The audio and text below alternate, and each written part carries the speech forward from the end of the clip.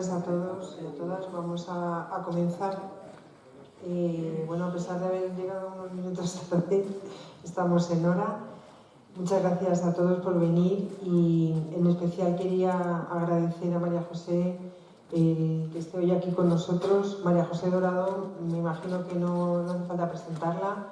Es aparte de una maravillosa mujer y una persona súper implicada y enamorada de Aranjuez, como somos muchos.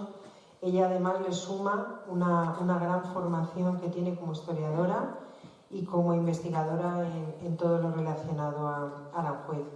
Así que yo solo la puedo presentar desde el lado humano. Lo demás lo podremos disfrutar hoy aquí todos, pero desde luego como persona es magnífica, siempre dispuesta y disponible para todo y cercana. Y nada, muchísimas gracias María José y adelante con tu presentación. Un aplauso.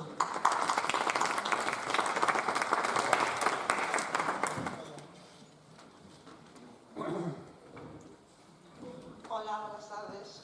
Creo que la mayoría, por no decir todos, me conocen, no necesito más presentación.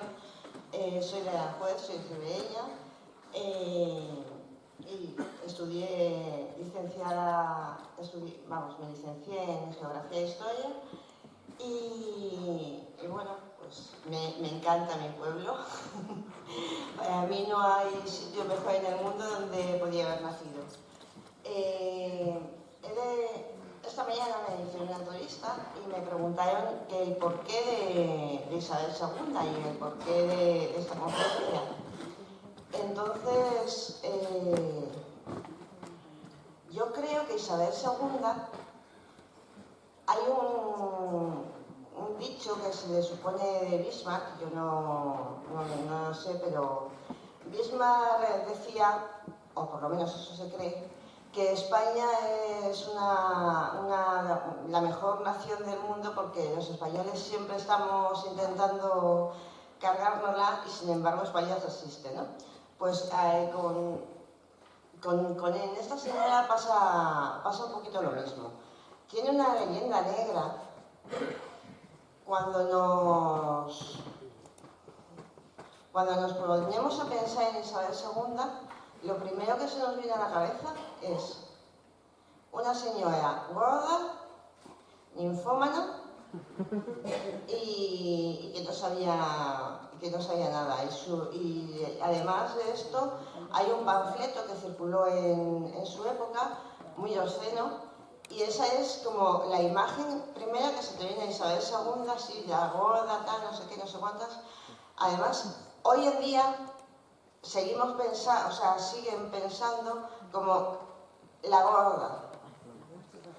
Me parece que en aquella época no, pues, si nos circunscribimos a la sociedad de aquella época, pues a lo mejor aquello era una cosa normal. Pero hoy en día, tal y como está la sociedad hoy, no se le ocurre a nadie juzgar a una persona ni porque esté gorda ni porque esté flaca. Aunque no, o sea, a una persona normal, no hace falta que sea una reina, a una persona normal nadie ahora la juzga por gordo ni por flaco. En aquella época sí, pero es que hoy en día seguimos diciendo que aquella reina era la reina gorda y ninfómana. Entonces, yo he hecho un pequeño trabajo de investigación y según iba investigando, pues a mí esta señora al final la he cogido cierto cariño porque es verdad que estaba gorda, es verdad que tuvo muchos amantes, que en aquella época que una señora, una aristócrata, una noble tuviese amantes tampoco estaba tan mal visto y casi todas los tenían. Además de eso, era cariñosa, era empática, era caritativa, hizo otras cosas y a lo largo de su reinado España pasó del antiguo régimen al nuevo régimen con todo lo que ello implica. O sea, fue una época de profundas transformaciones.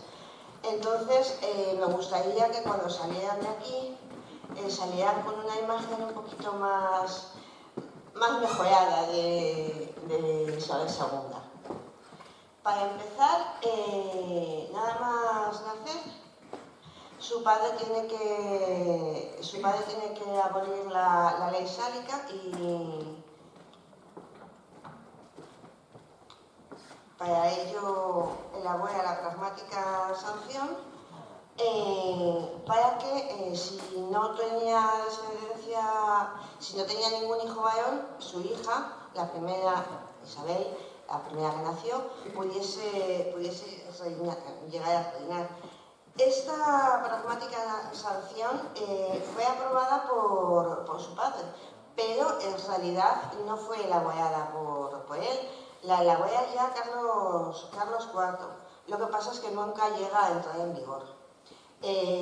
Antes de esto, con Alfonso X, se establece el sistema de las 7 partidas. En el sistema de las 7 partidas sí, ya se establece que si el rey no tiene descendencia varón, sus hijas sí pueden llegar a reinar. Desde Alfonso X, lo que pasa es que luego después esto se abolió, bueno, pues hubo cambios. Nada más nacer ya la pobre tuvo ese hándicap. El padre promulga la pragmática sanción y a los 3 años Isabel se queda huérfana, muere el padre.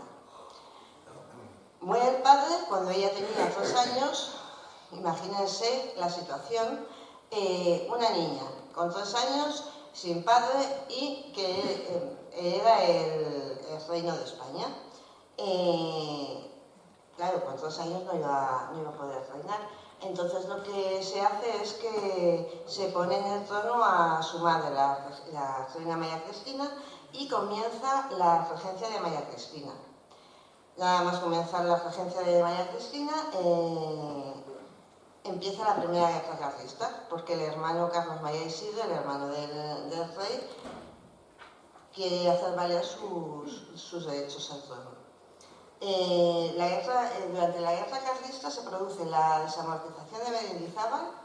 Es una guerra que dura 7 años y entonces en este periodo, en la regencia de María Cristina, va a haber dos bandos. Los partidarios de Carlos IV, por un lado, los absolutistas, y los isabelinos, partidarios de Isabel II. Dentro de los isabelinos también va a haber otros 2 bandos. Los liberales, que son los isabelinos, tienen a los progresistas y a los moderados. O sea que el panorama está aquí. Para Masinri, a los 2 meses de enviudar, su madre contrae matrimonio morganático con Fernando Muñoz, que era un guardia de corps, pero sin ningún rango. Era como el equivalente a soldado raso, podríamos decir. Ella, la reina María Cristina, le otorga el título de duque de Orleans. Supongo que un poco para paliar el desnivel. Nada más a los 2 meses ya se casa en secreto con este señor, pero encima va teniendo hijos, con lo cual yo supongo que la dedicación de estas niñas a Isabel y a su hermana no debió de ser muy buena. O sea, ella como que ya estaba haciendo su familia por otro lado, para que la madre, para ganarse a los liberales, porque claro, los absolutistas eran partidarios de Carlos María Isidro y de ahí no les iban a mover. Entonces, para ganarse a los liberales, les hace una serie de concesiones.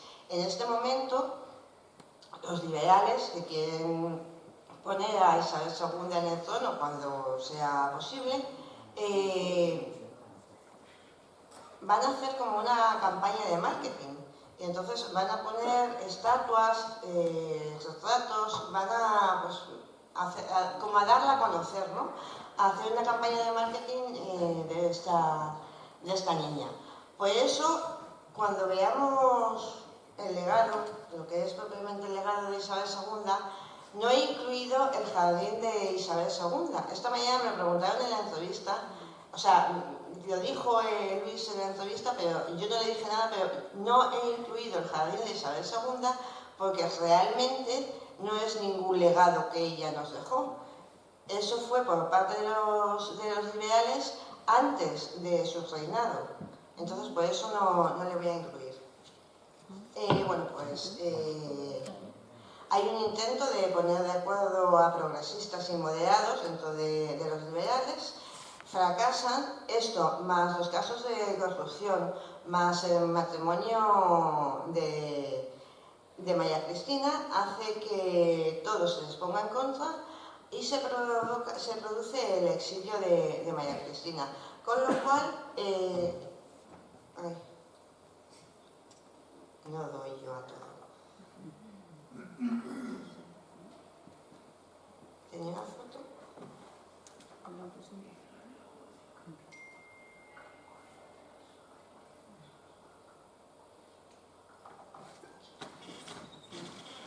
Aquí vemos la despedida de María Cristina con sus hijas. La despedida de María Cristina de sus hijas. A los 12 años, Isabel ya se queda sin padre y sin madre. O sea, todo lo que la critican y todo tal, si es que la pobre, es que lo tuvo mal desde que nació. Es que a mí esta señora ahora ya hasta la tengo cariño. Sí. A los 12 años la madre se va al exilio, se va a Francia, se va con su marido y los hijos que han tenido en este matrimonio, y estas dos pobres infelices se quedan solas en España. El último periodo de la minoría de Isabel II, claro, ella se va porque se exilia, esta no puede tampoco reinar porque es menor de edad, entonces se produce la regencia de Espartero. Y se le pone, otra cosa, se le pone de tutor a María Isabel, a Isabel II, a Agustín de Argüelles. Agustín de Argüelles es considerado el padre del constitucionalismo español. Y él va a instruir a la niña en cuestiones sobre el liberalismo y el constitucionalismo, porque claro, querían que fuese una reina ya del nuevo régimen y que se asentase en una constitución. Eso no, yo ni lo sé, ni me lo creo, ni me lo dejo de creer, pero dicen que por lo visto que la reina no sabía escribir, no sabía... A ver, la madre no se había ocupado de ella, y este Argüelles solamente dura 2 años de tutor de ella, porque enseguida la van a nombrar mayor de edad. Entonces, que no supiese leer ni escribir, como dicen, pues a mí me parece que es un poco...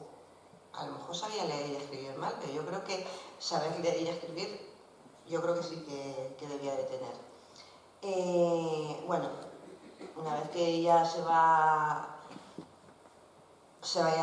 María Cristina, aparece Espartero, y temiendo que vuelvan otra vez a provocar el exilio de Espartero y que se quede otra vez España sin nada, deciden, a los 12 años, deciden nombrarla mayor de edad. Y entonces ahora ya sí puede reinar con 13 años. Así que claro, una se pregunta, pues con 13 años la pobre se queda huérfana de padre a los 3 años. La madre se va con otro señor a los 12 años. Ella se queda sola, con todos los conflictos que había en España, sin nadie al que poder recurrir y tener confianza. Pues demasiado hizo. Bueno, pues las Cortes deciden nombrarla mayor de edad, entonces empieza su reinado. Su reinado va el reinado termina en la Revolución de la Gloriosa, cuando ella también se exilia ella, y podemos destacar dos periodos, que son la década moderada, el bienio progresista y la crisis de los modernistas.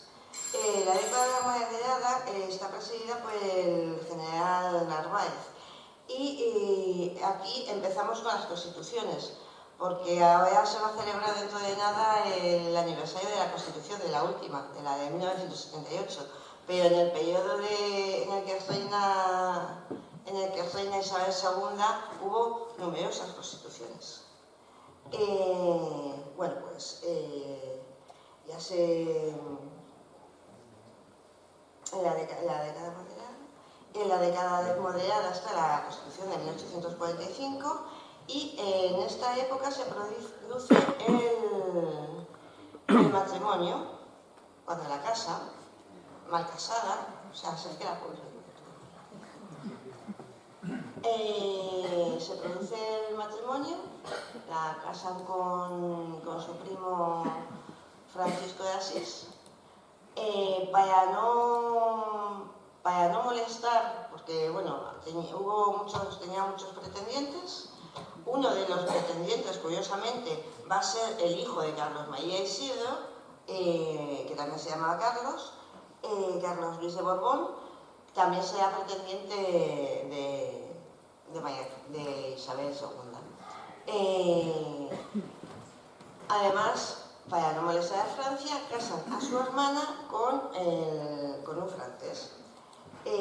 Cuando nada más casarse, claro, se produce la Segunda Guerra Carlista, porque evidentemente el hijo o sea, su primo, el hijo de su tío, al haber sido rechazado, como no podían poner al padre, los absolutistas pues dijeron, vamos a ver si con el hijo, pero con el hijo tampoco resultó. Entonces el hijo se enfadó, se provoca la Segunda Guerra Carlista en Cataluña, empieza en Cataluña y está promovida por el conde de Montemolín, que es el Carlos Luis de Borbón.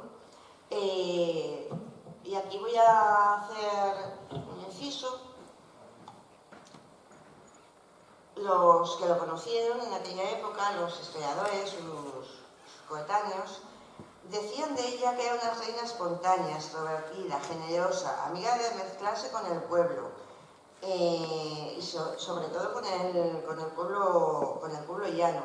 Entonces ellos ven en Isabel II un bastión contra el absolutismo y una posibilidad de apertura y de liberalismo. O sea que, además de ser gorda y ninfómana, también tenía todas esas cualidades.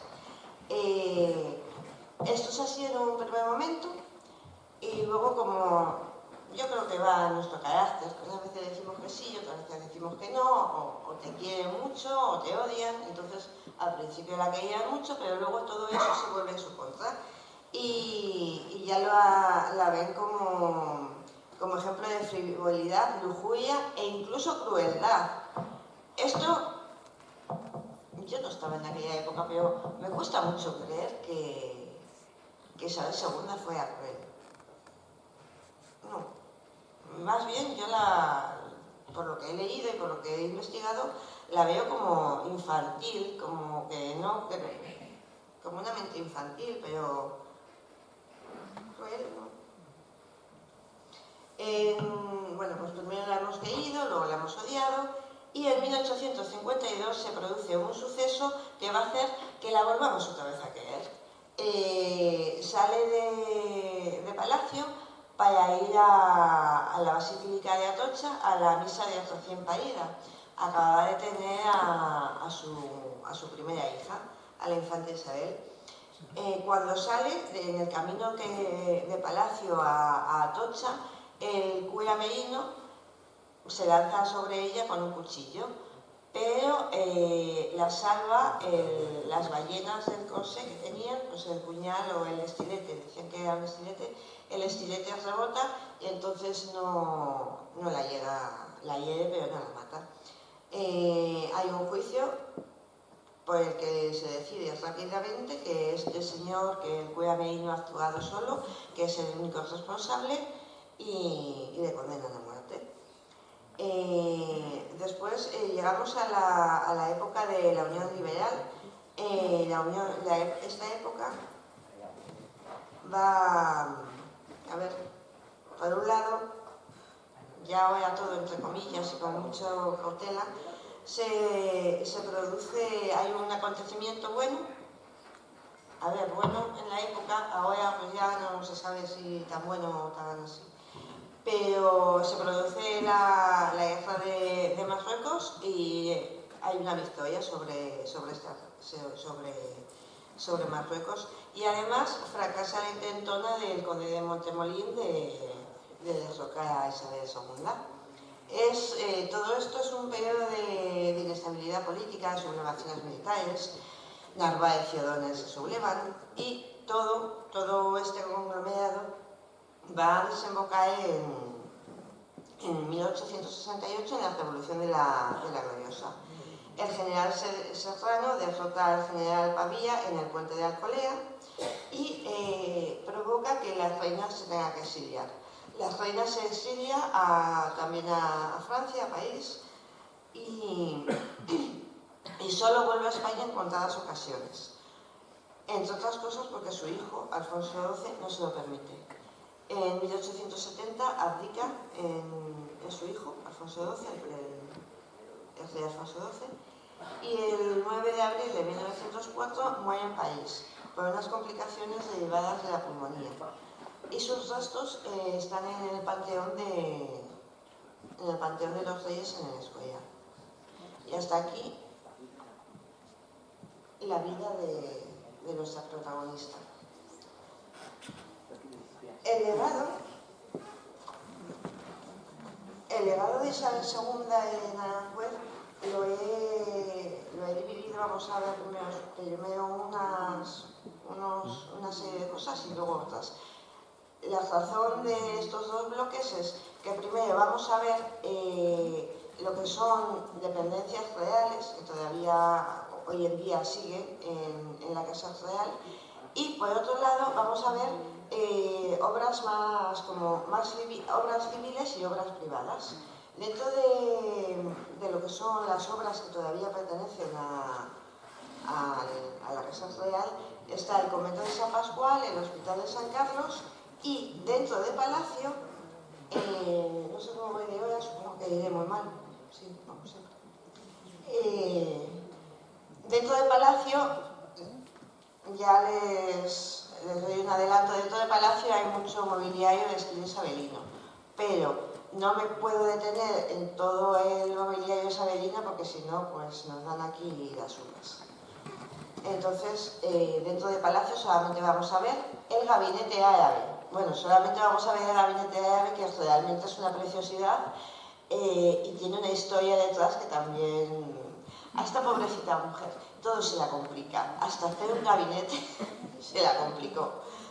Bueno, se le complicó al autor. Vamos a empezar por el convento de San Pascual. Y ahora vamos a decir, el legado es un patrimonio, es algo que nos han dejado y que todavía llega hasta nuestros días. El legado no tiene siempre por qué ser un legado material como un cuadro, una escultura, una obra arquitectónica. También hay otro legado que es un legado intangible, un legado inmaterial, que no por eso deja de ser menos patrimonio y no por eso deja de ser menos importante. Entonces, vamos a ver el convento de San Pascual. El convento de San Pascual no le mandó construir ella, no es su época, pero lo que hay dentro del convento sí. El convento de San Pascual es el único real patronato creado por Carlos III para los franciscanos alcantarinos. En 1770 los franciscanos ocupan el primer piso y el piso de abajo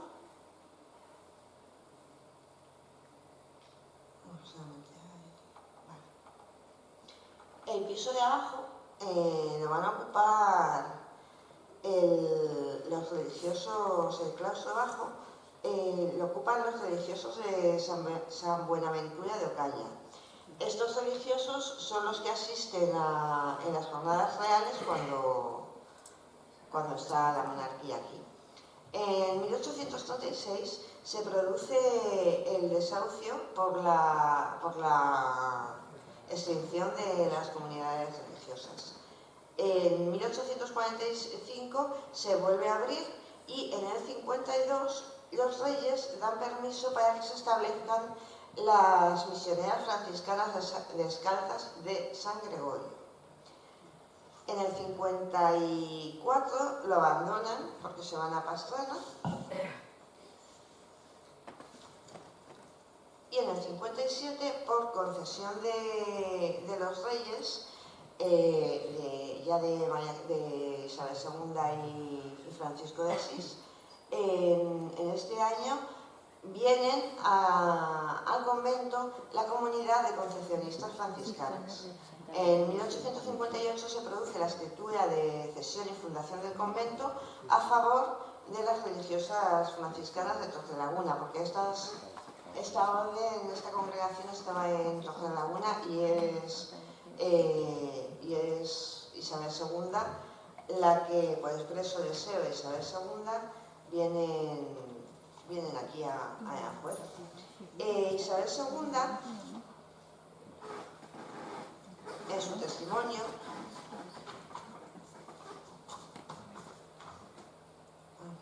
perdón un momento.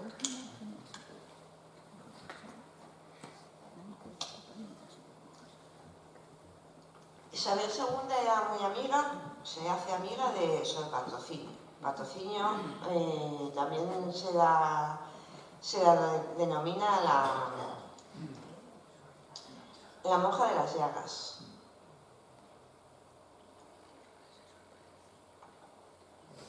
Vale. A ver, porque me he ido yo de aquí y no sale lo que quiero.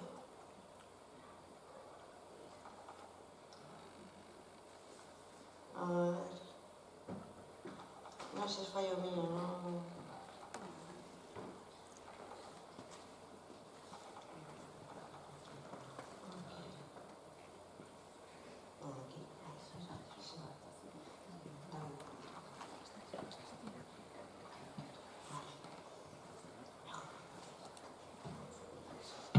Bueno, pues el testimonio en época de Isabel II se propone que a Sor Patrocinio se le nombrase santa.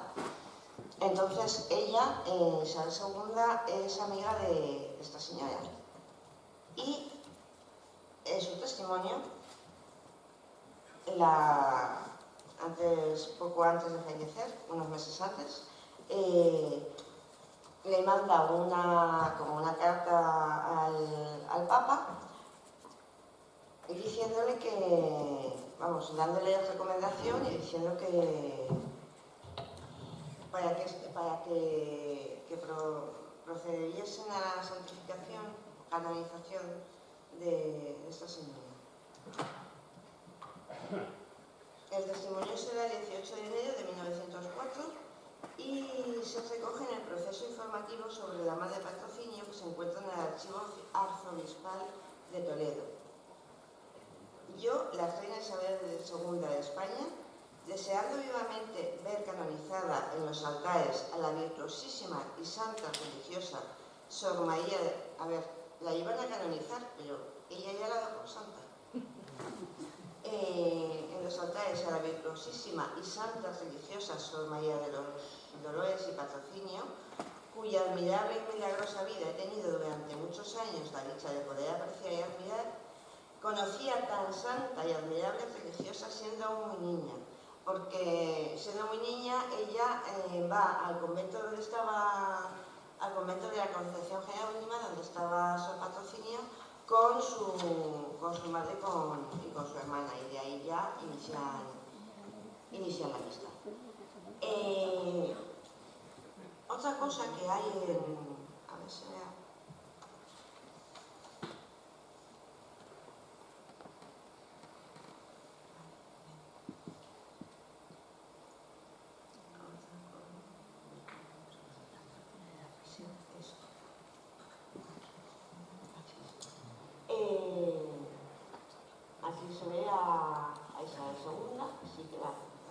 La señora estaba blonda, pero vamos, eso no nos tiene que... Si hubiese estado flaca, pues hubiese dicho que estaba flaca. Bueno, pues aquí las tenemos a las dos porque las dos eran amigas. Y aquí viene una cosa muy graciosa. Bueno, lo primero, tanto mi amado y buen esposo como yo, de puertas para afuera, o sea, de puertas para adentro, cada uno hacía su vida y cada uno seguía lo que quisiera. Pero de puertas para afuera se mostraba un matrimonio unido. Y hasta ahí. Es lo único que nos tiene que importar. A ver, visto desde la perspectiva que dan los años y desde que no estabas en el momento que seguramente en aquel momento, pues a mí no me hubiese gustado tener una reina como esta, pero ya visto desde la perspectiva que dan los años, pues si de puertas para afuera se mostraban tanto mi amado y buen esposo, o sea que pues ya está. Tanto mi amado y buen esposo como yo señalamos a los conventos fundados por tan santas religiosas, Sor María de los Dolores y Patrocinio, en los reales sitios. Una dotación de nuestro patrimonio para el culto y mantenimiento de dichos conventos. O sea, ellos son los reyes los que de su bolsillo van a pagar esto. En 1868 nos fue quitada la dotación real y por más que hemos hecho cuanto hemos podido para que se volviera a abrir dichos conventos, solo hemos podido conseguirlos en el de Aranjuez y el Pardo. O sea, ella tenía especial debilidad por este convento y por Aranjuez en general, como vamos a ir viendo después. Bueno, pues espera que se vuelvan a abrir los demás. Y aquí viene una cosa muy cuanto menos curiosa. Ella quiere que esta congregación esté aquí. Entonces le dice, vas a su patrocinio, que no estaba aquí, que estaba en la Concepción Jerónima, y le dice que quiere que venga a Aranjuez. Y entonces ella, su patrocinio, entonces su patrocinio la dice que no sabe si San Pascual, el convento estaba dentro de la iglesia de San Pascual, entonces que no sabe si San Pascual iba a estar de acuerdo. Entonces, antes de continuar este escrito voy a contar otra predicción, señora Santa predecía ya, de tan santa religiosa, realizada como todas las de ella. Y es que cuando nosotros dispusimos que fuera Sor María de los Dolores y Patrocinio con sus monjas al convento de San Pascual de Aranjuez, deseando que dicho convento e iglesia se abriese de nuevo al culto, se le rogó a Sor María de los Dolores y Patrocinio fuera con sus monjas a fundar, y ella dijo, esperemos tranquilas que, Sor Patrocinio dijo, esperemos tranquilas que, si esta fundación es del agrado de San Pascual, él nos lo manifestará. Y así fue, porque empezaron a oírse ruidos y que San Pascual empezaron a oírse ruidos. Entonces ellas interpretaron que el santo sí daba permiso y quería que estuviesen en ese convento. Claro, ante esto una se pregunta, oyen ruidos, ¿vale? Y ellas interpretan que es que sí. ¿Y cómo puede ser que interpreten que es que sí y que esos ruidos no sea que es que no? ¿No? Y luego ya después cuando te pones a ver la iglesia, o sea, toda la trayectoria de esta congregación en el convento, a mí no me cabe la menor duda, de que San Pascual estaba conforme con que ellas estuvieran en el convento. Prueba de ella es que 200 años después y 2000 vicisitudes allí siguen. Después de haber pasado por la desamortización, después de haber pasado por la república que se fueron y luego volvieron, después de haber pasado por la guerra civil, Civil que también se fueron y luego volvieron, o sea, siempre vuelven, o sea que no cabe, vamos, a mí no me cabe duda de que San Pascual quería que esto se hiciera. Bueno, pues después de...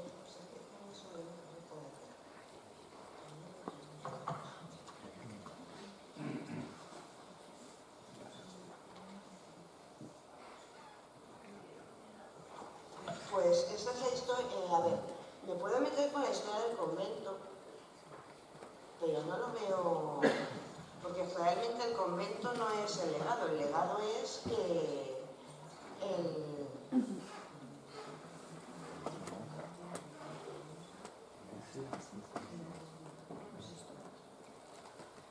realmente lo que es el convento, la arquitectura y la historia del convento no es lo que ella nos legó, lo que nos legó es lo que hay dentro, la congregación. En esta congregación,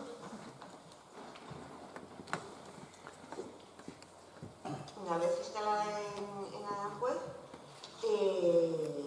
se produce un aumento, cuando ellas vienen a Aranjuez, se produce un aumento de vocaciones hasta el punto que en 3 meses ingresan 32 novicias. Y de esta congregación van a salir para fundar otros conventos en otros reales sitios. O sea que la labor suya, desde el punto de vista religioso, fue muy buena. En 1868, por decreto de la Junta Revolucionaria, queda suprimida la célebre, es la primera vez que se van, y queda suprimida la comunidad de San Pascual en Aranjuez, y son trasladadas entonces al convento de las Descalzas Reales en Madrid. Esta noticia salió en lo que era el BOE de la época, la Gaceta de Madrid, del lunes 19 de octubre de 1868. En el 70 vuelven otra vez y el convento siempre tuvo una clase de niñas pobres, hasta en el 31 en que el gobierno republicano la república siempre tiene la fama de crear escuelas, estar promoviendo la educación, pero esta debió de ser que no se entrase por el ojo y la cerraron. En el 35, en 1935, parte del colegio es habilitada como cárcel, y 3 meses antes de estallar la guerra civil, el prelado de la diócesis les dice que salgan de allí. Entonces, una madrugada, 3 meses antes de comenzar la guerra, una madrugada, se tienen que ir, y esta vez se va cada una por un sitio, no se van todas juntas a la y luego, pasados unos años, el número de presos disminuye y la dirección de... Bueno, cuando finaliza, esto es en la República, cuando finaliza la guerra, el convento es ocupado no por ellas, sino por la Dirección General de Prisiones. Los presos podían redimir sus penas trabajando para ellas. Y luego, pasados unos años, claro, supongo yo que al redimir las penas, pues claro, cada vez hay un número menor de presos. Entonces ya no va a haber presos, y lo que hay la parte del convento pasa a ser ocupada por un reformatorio de mujeres. En 1949 ya las religiosas comienzan a gestionar la devolución de su convento, y en el 54 el Consejo de Ministros manifiesta que sí, que pueden volver otra vez al convento. Con lo cual, pues ya tenemos un hecho fehaciente de que San Pascual, después de todas idas y venidas, ellas siguen ahí, así que San Pascual debía de estar muy conforme. La interpretación que hicieron de aquellos ruidos fue correcta. Y ahora vamos a pasar al Hospital de San Carlos. O sea, ahora nos vamos a cruzar enfrente. El Hospital Hospital de San Carlos, aquí es Puerta y Verja. Sí. La foto es muy fea, pero está relacionada con lo que hace ella.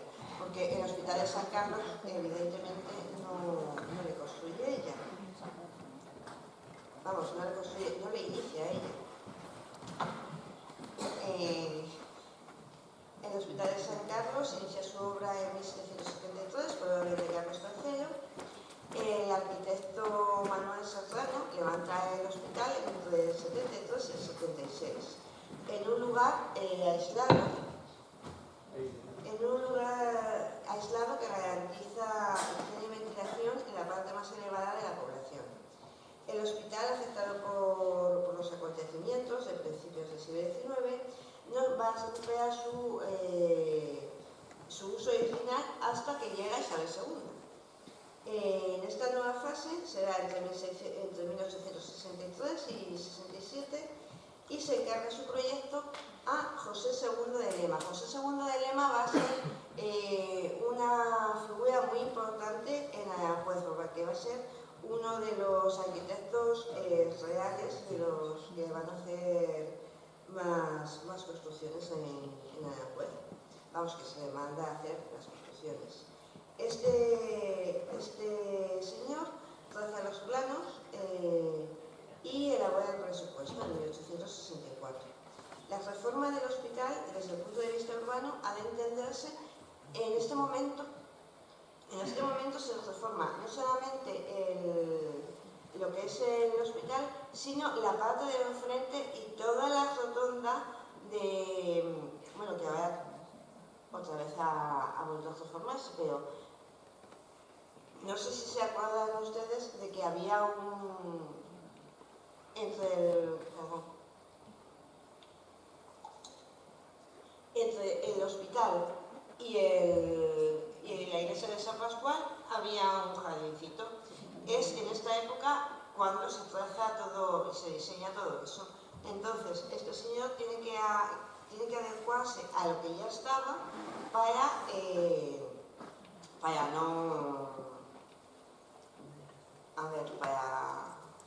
para que no sobresalga mucho, para que no desentone toda la voz. Esta actitud de la reina muestra otra vez su afán por Aranjuez y por mantener también obras de calidad en el real sitio, que en aquel momento eran muy importantes. Era una señora, bueno, el Papa coetáneo decía o se atribuye, que era puta pero pía. Vemos que Aranjuez, desde luego, sí que hizo muchas obras de calidad y sí atendía a los necesitados. La reforma del hospital es contemporánea al movimiento higienista. Hasta este momento, en los hospitales y la medicina, por así decirlo, no contemplaba razones higiénicas ni la moral. Y es en este momento cuando en Europa surge el movimiento higienista. Y aquí en España, el representante de este movimiento va a ser Méndez Álvaro. Isabel II manifiesta el deseo de disponer de un hospital modelo. La gestión del nuevo establecimiento se delega a las hijas de caridad. Vemos otra vez cómo va a recurrir a órdenes religiosas para llevar estos sitios que atienden a los pobres.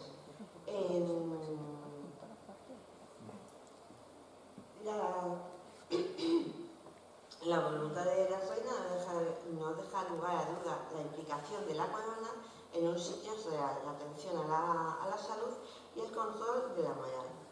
Y López y Malta fue un historiador referente en la historia de Aranjuez, cualquier investigador o cualquier divulgador o cualquier interesado en la historia de Aranjuez hace referencia a López y Malta. En 1864 dispuso Su Majestad reedificar este hospital. O sea, el hospital ya estaba, pero ahora van a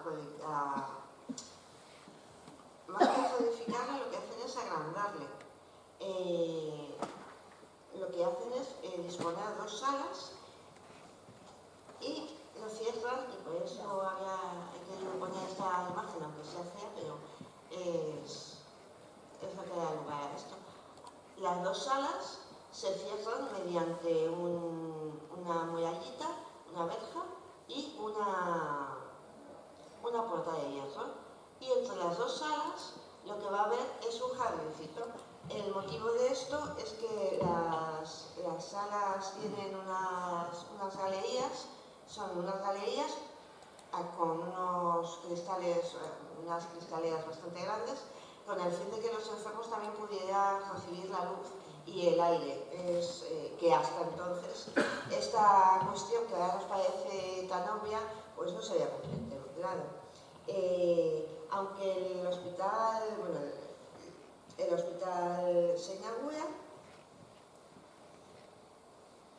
las nuevas salas, lo que antes decía de la reina que estaba preocupada, o sea que se puede tachar de muchas cosas, pero es verdad que se preocupaba por atender. O sea, ella manda codificar o ampliar este hospital, pero además se involucra y ella quería un hospital modelo y quería que es la primera vez que en este hospital hay unas camas decentes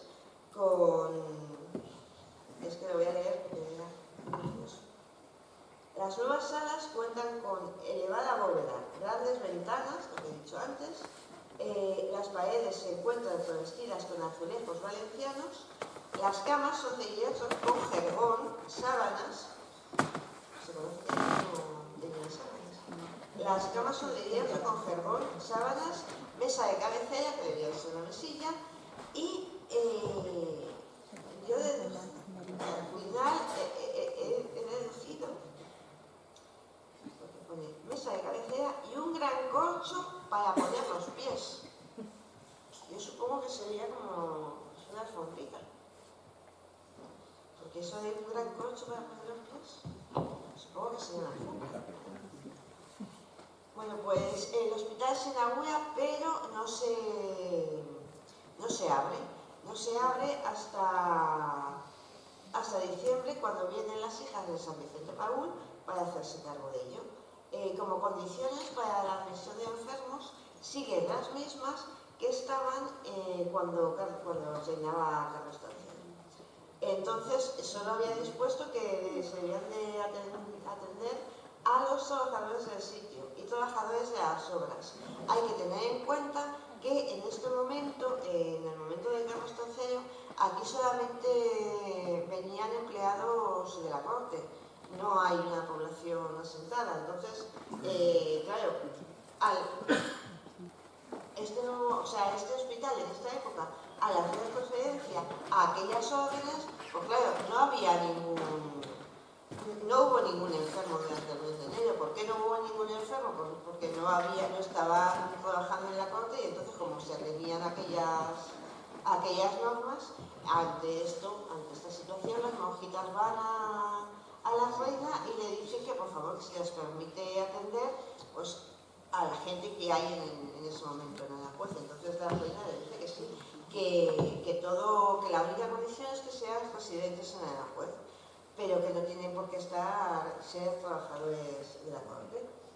Y luego, pues, decir que, si no corto, no dan aquellas uvas. Esto da para un curso entero. El único medio de subsistencia con el que cuenta el hospital es de 6.500 reales. Luego después, viendo que es suficiente, la reina de su bolsillo pone una cantidad de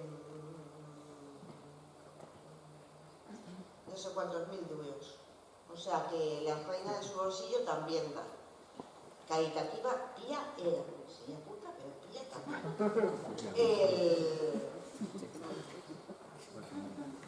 Y ahora ya vamos con el gabinete árabe, que es una preciosidad y que también se las trae. Porque es que esta pobre mujer.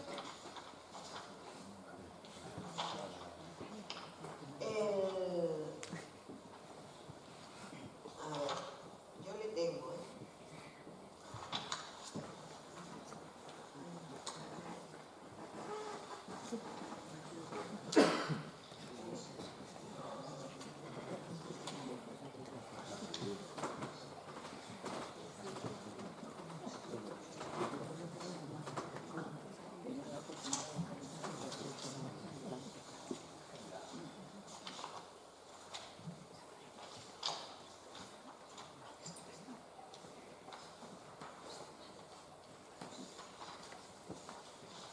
es que lo puse bien al principio.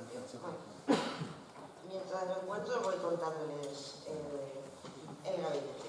Este gabinete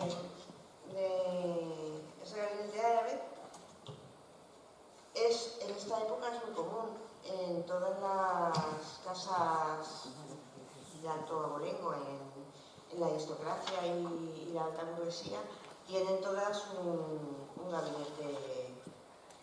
gabinete árabe, que es lo que se estilaba en ese momento.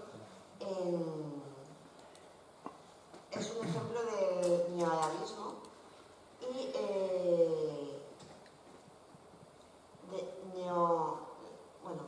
en esta época es el estilo que corresponde al estilo decorativo de esta época son los neos. Los neos es una vuelta a mirar los estilos del pasado.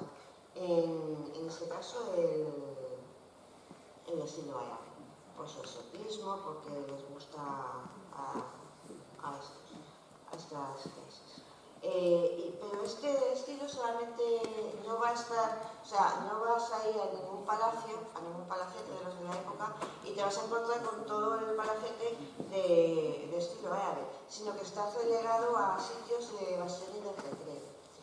Solamente se utilizan en pequeñas habitaciones. No evoluciona como otros neos y permanece siempre fiel al estilo de...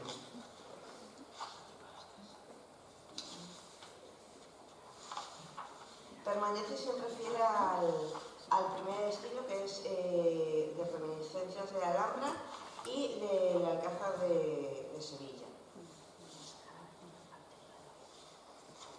De verdad no me puedo creer que estén todas las hojas numeradas y después... Vale.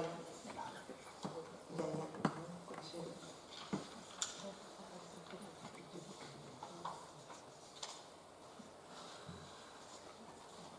Bueno, pues la figura destacada dentro de este neorrealismo, el autor que va a destacar es Rafael Contreras. Este Rafael Contreras es hijo del encargado de las obras de Alhambra. Este señor comienza arquitectura, pero luego lo deja y empieza sus estudios de dibujo en la Academia de Bellas Artes de Granada. Por regalo del 23 de noviembre de 1847, es nombrado restaurador adornista de la Alhambra y también se le nombra para realizar el gabinete árabe. La reina Isabel II no piensa en este gabinete para aquí, para afuera. Isabel II quiere mandar a construir este gabinete en el Palacio Real de Madrid, pero influida por el arquitecto real Pascual y Colomer, le convence para que lo traslade a juez. ¿Por qué le convence para que este gabinete, que es una preciosidad, no esté en Madrid y se venga a juez, que es un sitio más pequeñito y más así? Pues porque resulta que el tal Narciso Pascual y Colomer y Rafael Contreras se llevaban como el perro y el gato. Entonces, todo lo que decía uno, pues el otro decía que no. Y este señor, el Pascual Colomer, no veía con ningún buen agrado que Rafael Contreras hiciera, pero ni esto ni nada. El emplazamiento, ¿dónde ponemos el gabinete?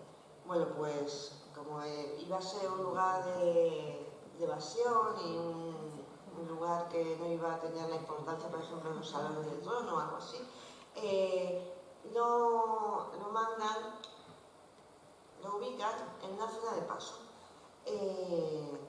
Lo ubican en una zona de paso porque decía que así no tenía que destruir cosas de gran relevancia, sino que era una zona de paso que no tenía nada que se podía destruir fácilmente, que no iba a causar gran perjuicio. No había que destruir decoración alguna, vamos. El inconveniente de situarlo aquí era la Baja Alcudia, pero Rafael Contreras da una solución. La solución es que el perímetro de la estancia disminuye, el perímetro de la estancia en lugar de ser cuadrado va a pasar a ser octogonal y prolonga la bóveda con un cupulín que vamos a ver ahora, porque el cupulín está. Aquí está. Y además aquí se ve también lo que pudo haber sido el UFO.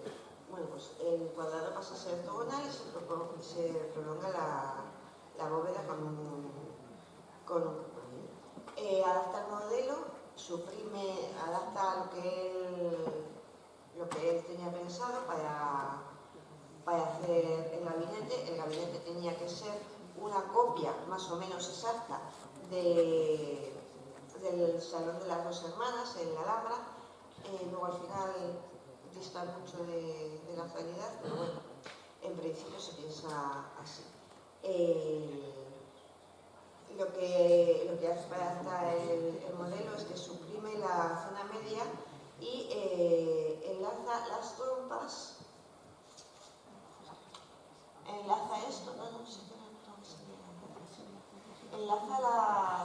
trompas con los baldosines de abajo, ¿lo ven?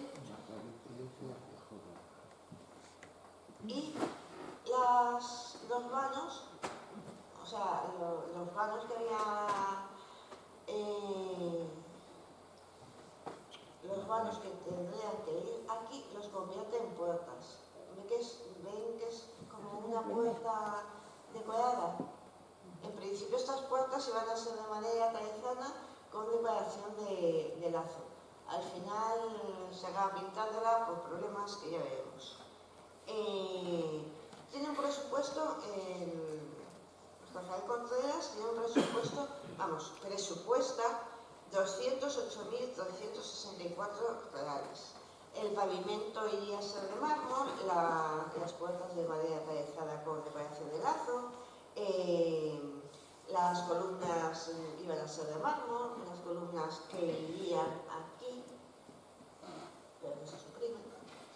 Y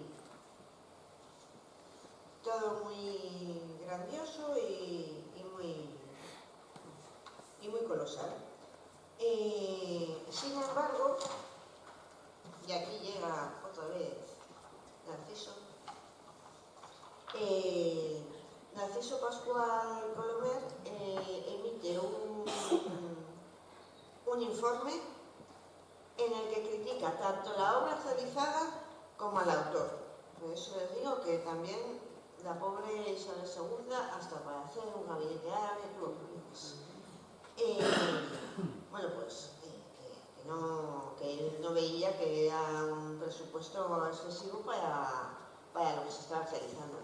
Y pues eso no fue a poco, por meter más el dedito en la llaga, le dice que le había pagado superabundantemente a teniendo en cuenta que mientras estaba trabajando en esto, también se le estaba pagando por los trabajos o sea, por ser un trabajador en la Alhambra. Pues realmente no estaba en la Alhambra porque estaba aquí, entonces se le estaba pagando por las dos cosas, que era un despilfarro, entonces la obra se paró. Bueno, lo que dice que además bueno, también el Contreras que debía de ser un poco así, porque para trabajar con él aquí se trae a su hermano, a sus dos hermanos, a su cuñado y a su padre, a cobrar de la obra. Entonces, pues bueno, pues también Colomer, que claro, conocía al otro, pues le advierte que don Rafael Contreras clamará, no hay duda, contra esa determinación que le quita explotar un negocio tan beneficioso para él y para su familia, y esto lleva razón, y pondera las excelencias del trabajo pretendiendo que es él solo el que conoce la ornamentación árabe, de lo cual está muy lejos a los ojos de la crítica entendida, pero su majestad puede estar segura de que en Madrid se han hecho y pueden hacerse obras como la de Contreras, y que la conclusión del gabinete árabe no debería costar más de 25.000 reales, o sea, de los 200 y pico mil pasamos a los 25.000. La controversia, o sea, el enfrentamiento de estos dos es público y notorio, pero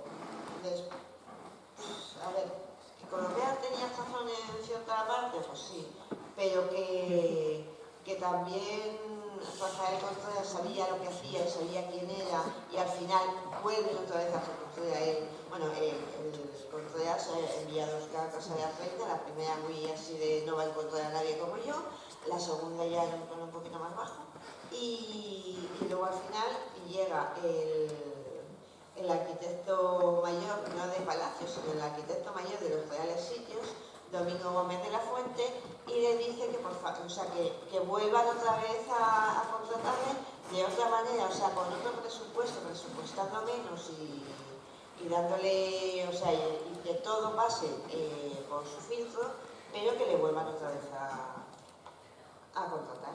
Entonces le vuelven a contratar, este señor vuelve otra vez, pero ya las cosas pues no van, o sea, de lo que él suponía, o sea, de lo que él preveyó en un primer momento a lo que al final queda, pues se suprimen las columnas de mármol, se suprime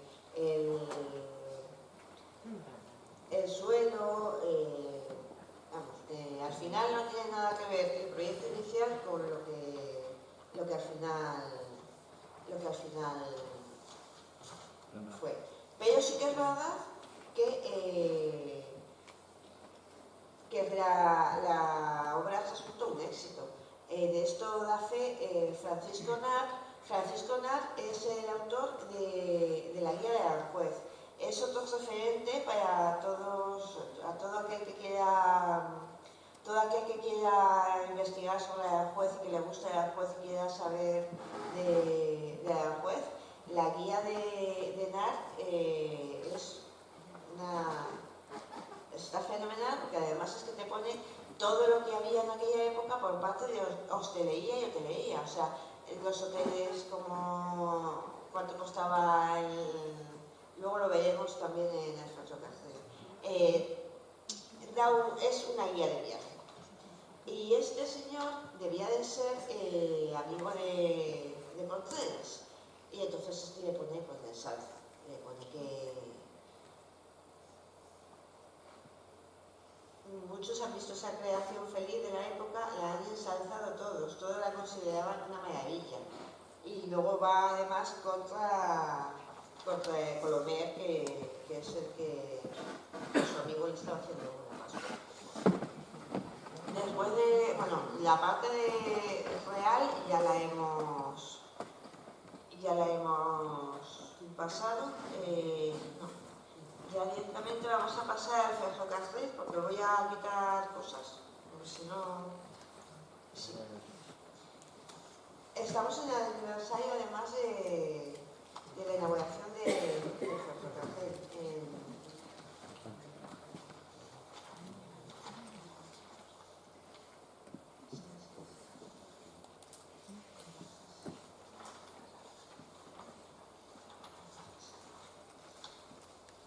Bueno, pues estamos en el aniversario y lo que ya había extendido más en el centro cárcel, pero que ya es muy tarde y nos van a echar. La idea de establecer un caso cárcel entre España y, o sea, entre la capital de España y, ante todo, lo primero de todo, es decir, el ferrocarril Madrid-Aranjuez es la tercera línea de España.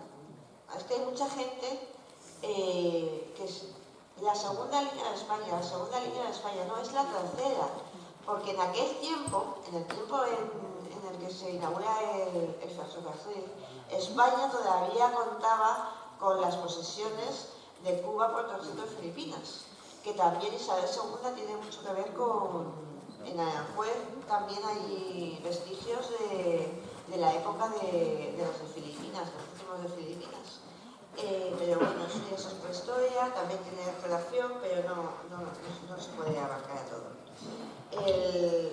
Lo primero pensar eso, que es que en aquella época España todavía tenía las colonias de ultramar y que va a ser la segunda línea, o sea, la segunda línea de la península, no de España. La idea de establecer el ferrocarril entre la capital de España y el Real Sitio se plantea por primera vez por el marqués viudo de Pontejos. O sea, se plantea por primera vez en el 1824, hasta que luego después se inaugura, imagínense ustedes todo lo que pasó. O sea, se plantea en el 29 y hasta el año 1844 el ingeniero Pedro de Lara no elabora el proyecto que llega a ser objeto de la concesión. Y claro, en aquella época, el primero que lo proyecta, pues la sociedad para la creación de este ferrocarril la denomina Camino de Hierro de María Cristina. O sea, porque era de la época de la regencia de María Cristina, todavía no estaba Isabel II. Y estaba presidida por el marqués de Castelrey. Este título contaba con el patronazgo de la reina madre.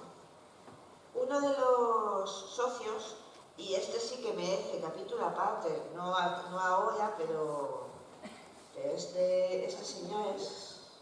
¿Ustedes han oído hablar del marqués de Salamanca? Sí. ¿Conocen la historia? Pues la historia de este señor es para... sí, es para otra charla. ¡Qué hombre, por Dios, qué hombre! Lo que se dice ahora de sueña lo grande, este hombre lo hacía. Bueno, pues uno de los socios de la empresa era José de Salamanca y Mayor, el marqués de Salamanca. Es un joven financiero de Málaga a ver, él es financiero, de repente se transforma en político y es alcalde de Monóvar en Alicante y luego después de Vera en Almería. Se casa y ya deja de ser político y entonces se traslada a Madrid y ahora va a hacer fortuna con el comercio de la sal y las inversiones en bolsa. Y para ello se asocia a un banquero brasileño. La participación de Salamanca en el ferrocarril no va a ser la primera, sino que antes ya había participado en otra concesión en Asturias. Junto con unos británicos y el conde de Retamoso, el marqués de Revisa y algunos socios como los ingleses, Joshua Wallenstein o William Mackenzie. Y por último, por una federal orden del 6 de abril, se confirma la concesión de Salamanca, que ahora tenía vía libre para realizar los trabajos. Este señor, el marqués de Salamanca, ya tiene vía libre, ya puede... Pero esto tampoco fue fácil, o sea, si Si con el gabinete de ahora hemos visto las idas y venidas que hubo y que se tuvo que parar y luego le tuvieron que volver, pues esto tampoco va a ser fácil, porque a este señor, a Marqués de Salamanca, ocupa durante un breve periodo de tiempo el cargo de ministro de Hacienda. Y no se me ocurre otra cosa nada más que ir contra Narváez. Entonces Narváez le dice: hasta aquí hemos llegado. Y se tiene que exiliar. Entonces, cuando se exilia a Francia, porque todos se van a Francia, más cerquita, y entonces durante esos 2 años que él está en Francia, las obras del ferrocarril pues se quedan paradas. Luego después vuelve otra vez a Aranjuez y ya vuelven otra vez a las obras a tomar sentido.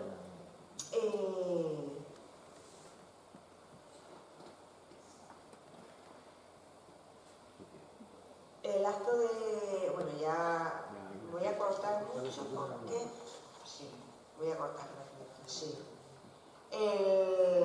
Pues ya, bueno, pues al final logra construir el ferrocarril y lo inauguramos.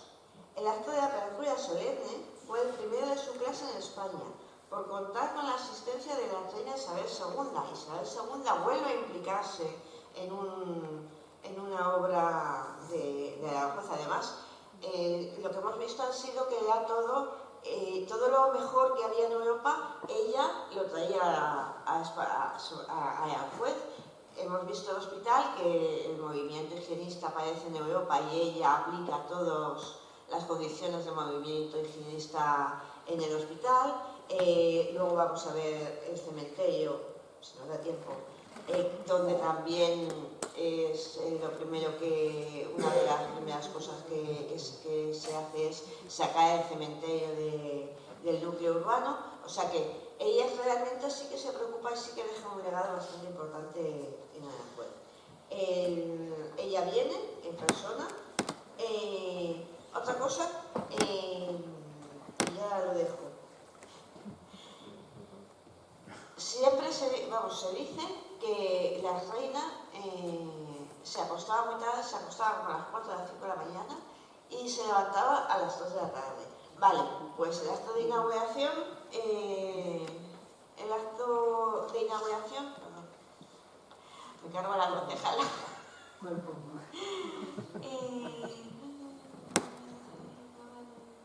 Baja.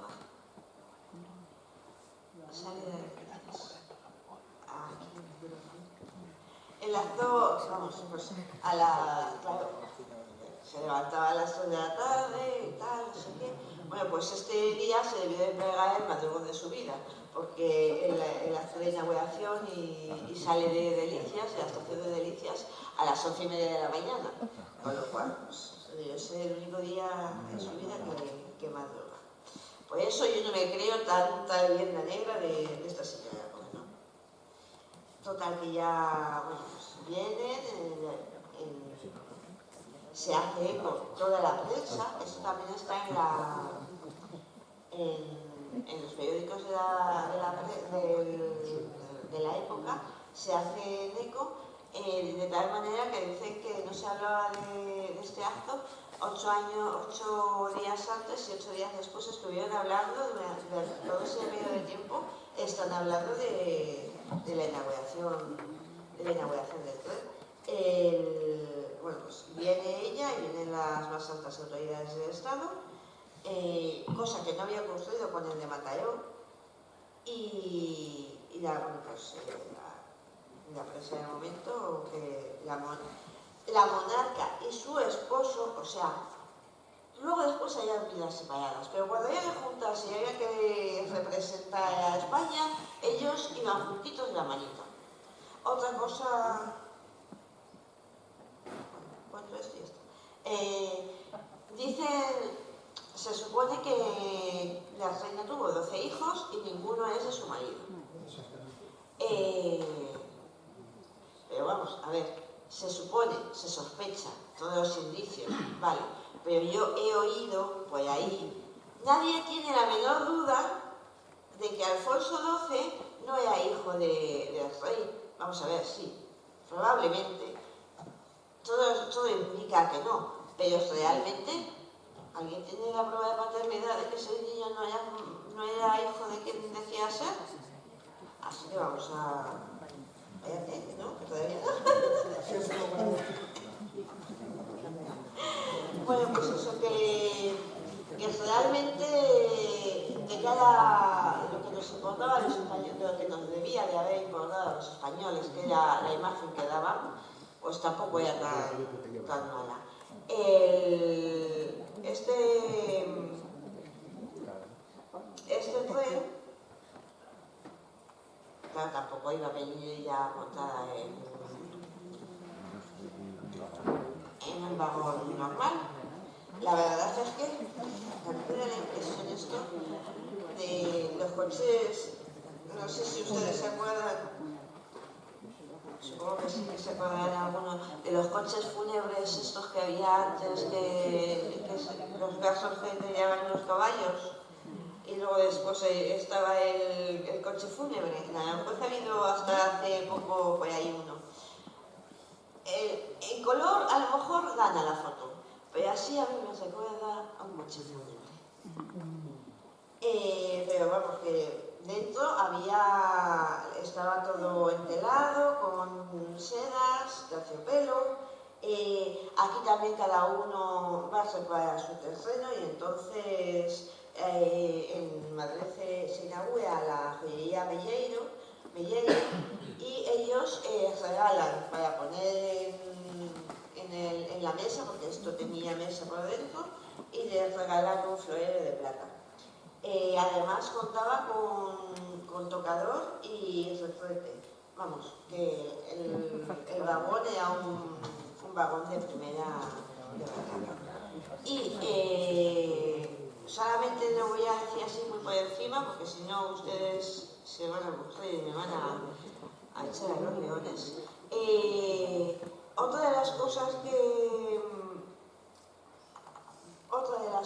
que debemos a la reina Isabel II es todo. En aquel entonces se urbanizó porque Aranjuez hasta 1833 no llegó a ser municipio, no tenía ayuntamiento, entonces no era municipio, entre otras cosas es que no teníamos ni terreno. Fue la reina la que nos fue cediendo los terrenos, por ejemplo, para hacer el cementerio. La casa de empleados, que era de la corona, pasa a ser la casa del ayuntamiento. Y desde el palacio, si se sitúan en el palacio, toda la calle Baleares para arriba, hasta que llegan al palacio de la reina Cristina, el palacio real de Leite, todo eso a mano derecha van a ser chalecitos, como chalecitos que es de obra, o sea, de personas cercanas a la realeza, porque la reina los dona, hace una cesión enfiteutica que consiste en que los cede de por vida, pero ellos deben de pagar un canon a los nuevos propietarios. Aquí tenemos solamente voy a ver un poquito esto y ya terminamos porque sí, porque es muy tarde. El Palacio de Baviera, que todo el mundo ya tiene en mente, el Palacio del Leite de la reina María Cristina, que estaba dudando si explicar uno o explicar otro, pero voy a explicar esto porque a mí me tiene enamorada. Es un palacio y para también resaltar la importancia que tiene cuidar el patrimonio histórico. Este palacio es el Palacio de Oñate, que está dentro de la finca de Oñate, que es el mayor jardín privado de Aranjuez. Y como ven, igual que en el siglo anterior, todas las casas de jornada, todos los palacetes, todos los palacios que había, pues, por ejemplo, el de Medinaceli que le tenemos al lado, Osuna, Godoy, tienen que tener, o sea, había un reglamento por el que tenían que tener una serie de características y no se podían salir del diseño establecido. Sin embargo, ahora, en este nuevo siglo y con estas nuevas órdenes, aquí ya hay libertad. Ya cada uno puede hacer, no tiene nada que ver este palacio con el Palacio de Baviera. Cada uno lo diseña a su estilo. El jardín de Oñate, como vemos, tiene reminiscencias como austriacas. Es un jardín precioso. Yo no estaba, pero me lo he encontrado. Ahora mismo es propiedad privada y dentro de este jardín, el jardín se diseña con una serie de lagos, de rocallas, y también destacar que, el sistema de riego por dentro también es una preciosidad, hasta tal punto que el can de las aves que pasa por ahí está disimulado como si fuera un río. Y esto que se ve aquí es un depósito de agua. ¿Lo ven? Esto que parece un chalecito, así, arriba. Pues esto es lo que hay dentro, es un depósito de agua. Y bueno, pues se ve toda la ornamentación que había, las flores, los caminos, una preciosidad. ¿Podría haber elegido el de la Reina Madre? Pues sí, lo hubiese hecho si no me enrollase como las persianas y nos hubiese dado más tiempo, porque tampoco he hablado del cementerio, que era otra de las cosas que quería hablar. Pero yo creo que aquí lo voy a dejar, ¿verdad? Sí. ¿Están ustedes ya cansados? Muchas gracias, María José. Ha sido, amamos ya a la reina Isabel II. Y yo creo que, si te parece, ¿alguien quiere hacer alguna pregunta? Mientras que no la haga de esa primera fila. ¿De esas señoras tan guapas? Nada. Porque estoy hablando delante de mi profesora. ¿Ah, sí? ¿Joder? Pilar. Mi hermana. Bueno, pues un aplauso muy grande, que descanséis. Muchas gracias, María José. ¿Quedas emplazada para continuar? Sí, no, yo creo que ya no viene ninguno. ¿Cómo que no? Nos hemos quedado. Me se ha ocurrido. Un aplauso muy grande para María José.